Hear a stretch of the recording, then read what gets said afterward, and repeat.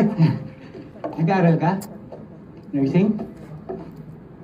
Mag-aaral sana. Ay, hindi. Okay lang, diyan ka lang. Dito lang ako, working lang ako. Sige. Tuloy mo lang yan.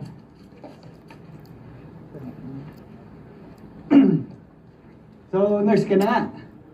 PR ka na, di ba? HCA pa lang. Studying to be RN. HC. Dating DH, tapos HC, ano? Tapos magiging RN. Kinukompleto mo yung alphabet. Healthcare assistant.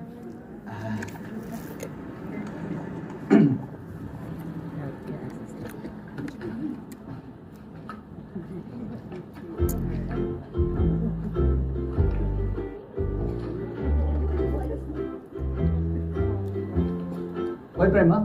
Si Una? Mga Pinoy na naghahanap ng cash jobs. Mga cleaners, racket, ganun. Uy, sama naman dyan. Alam mo, marami rin ako pangangailangan ngayon eh. Saka, naalala mo, di ba, doon sa Hong Kong, binibili ko may mga power bank doon eh. Okay. Sabihan kita pag natabakan.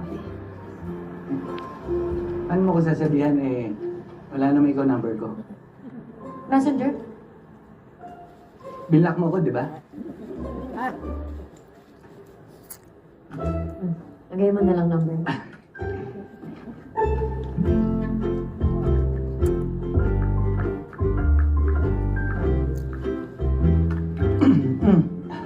Thank you.